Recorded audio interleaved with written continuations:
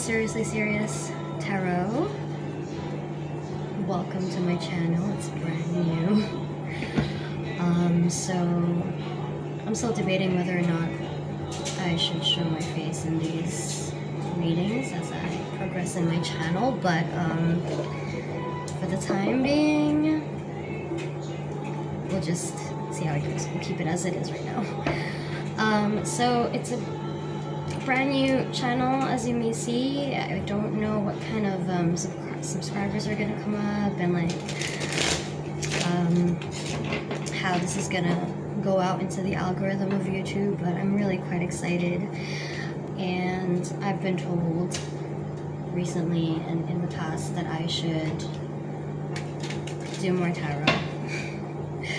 I have dabbled in tarot in previous years. I am a millennial, or as they say, a zillennial. So that is my age. But besides that, just so you know, I feel rather experienced in life in general. So I'm giving this a shot. Okay, tonight it's July 17th. I have felt pulled towards doing a reading, and I am not in my home at the moment. As you can see, I'm at the laundromat. But like, I've just felt such wow. I've just felt such a need to do a reading today, for whatever reason. So I'll just do a quick one for now, and I really hope that it connects with the people who come across my video and my readings. And okay, and I hope that we'll build a great community. Can I say community? Oh my gosh. Honestly, I'm not gonna lie. I'm an introvert ambivert myself, so it scares me, the idea of a community, to be honest, to be building a big group of people. But it really doesn't matter, actually. The truth is, I just want to connect with people who totally like get the vibe, or like who get who just, you know, can resonate with the readings. I just be like happy to be able to provide something, you know, some kind of positivity or optimism in life as we go through it in 2026. Life is a bit wild right now, but I'm not gonna lie, I feel a shift in the energy. There's a fire in me that has been lit, and I can't say that it's, you know, I don't know how long it'll last. I'm a Leo, by the way. I'm a Leo sun, Aries moon. I don't always feel what they generally portray an Aries moon, Leo sun would be. I'm a Gemini rising. My placements are all over the place, to be honest, but Aquarius in the 10th. So yes, anyways, enough about myself. I should do a proper introduction video, actually. So the tarot deck I'm using is the Wandering Spirit Tarot. It is actually a beautiful, beautiful deck. It's my second deck ever. I lost my first one, but I'm actually so happy that I recently got this and have connected with it so well. Like, look at the imagery. So there's a specific character here who's the woman, a naked woman, and a skeleton, and it's just beautiful. Anyhows, so these are the cards that have come up. Okay, so the message that I literally, as I was biking around after doing a bit of like getting to do some errands, was randomly, like, I got the message, like, I think throughout all the experiences I've had recently, love is the medicine and it is the answer. Okay. When I think about it myself, I'm like, what? It's kind of wild, but yes, love is a medicine, like actual medicine. Okay, like the pills you take, the liquids you take when you go to the doctor, it is medicine and it is the answer. And because it is medicine, you are not meant to give it in big doses, okay? You should not overdose a person. I think it's, you know, it's come to me that, like, it feels like the people who get it, get it. You know, when you walk in love and you don't have ill intentions towards other people. You're not always constantly competing with other people the way that they just do for whatever reason. If you come across this, I hope you're that collective. I'd be so excited to connect with you. But you just inherently have love. Whether it is a recent thing that has grown in you from a seed to now what feels like a tree, and or it's been very hard to attain love or obtain and retain love, but you've like really worked hard to keep it and to just like nourish yourself as much as you can with it. You know, like I think this is a collective that has definitely taken their time inwardly. Oh, my laundry's done. Okay. Yes. So you've taken your time inwardly to really reflect on yourself and your experiences, and in the end, there's always just love. Like sometimes you think you're crazy, like you could be so, there's every reason for you to perhaps experience the opposite, which is obviously hate or anger or fear.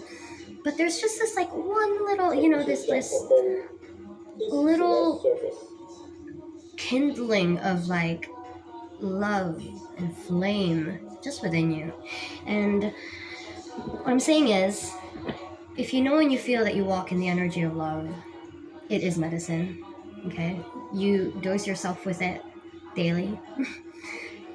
You collective, and that's how you get up in the morning, and that's how you make it through your day, and you feel somewhat purposeful. And you encounter a lot of people who perhaps have an addictive personality, you know. My video just stopped just now. So it stopped on addictive personality, but like you meet people and something shifts, okay? And they start to reach out to you more, or like you can just sense, you just know that there's something that you can perhaps give to them, or that they want from you, and it doesn't, like, I hope that you've reached a point where you are not overly giving to the point where you feel drained of it, your love, you know. Please learn to temper how much you give.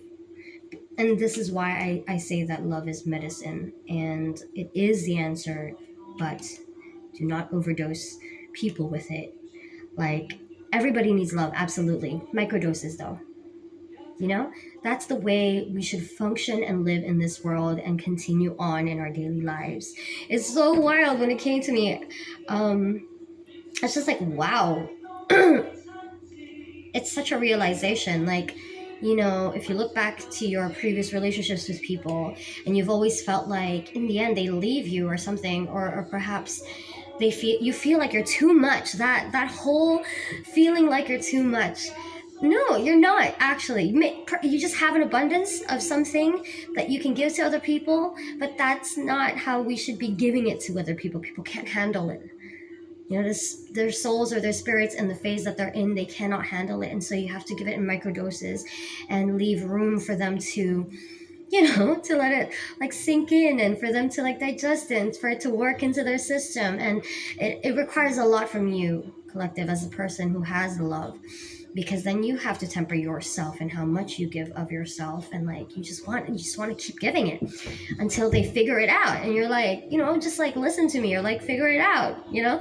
But like, no, even we have to learn how to temper what we have to give, the balance, you know, so that it's effective. Efficacy is crazy, but yeah. So the cards that came out, that's the main message, honestly, that I came on here for, but I also just felt like pulling cards. So I shuffled the cards, and the first thing that came out was the Death card. Actually, it came in the middle, so my bad. Actually, the first thing that came out was the Ace of Swords, and then it's the Death card. When I tell you that there feels like a shift, you know, has happened very recently for you, the death card absolutely confirms it. It's just the death of old situations and old ways of doing things, old emotional habits, that we really, really just need to cut off. And it's not like you're letting go of, such a beloved part of yourself. Like, who you were before has led you to who you are now. And you have learned balance through all of these experiences, as difficult as they have been. But it's like, it's time to kind of just slowly but surely reel yourself and your energy back in. It's the death of the old way. Not a bad card, as you know. And then the Magician. That's wild. The Magician. So this is the order that it came out in. It's the Ace of Swords, okay? The Death card. This is gonna be quick. And the Magician. All right. Recently, I did readings for my sister and her friend, and I did not realize that I could go up to 2 hours doing one reading on multiple facets of life. But like, I really need to temper that. So, Ace of Swords. We know the swords is about mental agility, the energy, the communication of the mind, the expression. It's the Ace. It's time for new mental energy, a fresh mental energy, and communication that is honest. You can be honest in your communication and not be entirely cutthroat where you burn bridges. You know what I mean? Like, be honest. That's all you really have to be. In your perhaps mostly romantic relationships, perhaps even in your friendships, perhaps even with family, just be honest. And like, leave it at that. And there's no need to hurt feelings. There's no need to, just speak your mind, speak your feelings and your words, and let them absorb. Again, the Death card, of course. Death of the old ways. Truly. In my recent reading with my sister, I told her, obviously I was trying to be as unbiased as possible. I told her, death is not necessarily a bad thing. It's not saying goodbye to the child inside of you. It's letting them be where they should be, which is as a child. When you keep dragging, your past self along, who clearly just, let's say you like your childhood self where you loved watching movies, like, or cartoons, or like your hobbies were very simple, but you're now an adult in an adult body. And I'm not saying let go of your inner child, absolutely not. Bring her along, but don't drag her along into situations that she should not be in, he or she should not be in. It is time to have the backbone to communicate what you want and need, and check in with yourself in that regard, in that way, so that you can create exactly what experiences you want in this life. Gosh, the experiences, the Magician. You create it. I was recently in quite a pickle in my love life. I've not even been in a relationship. Like, my previous connection, I'm just like, wait a sec, this is not the experience I want to have.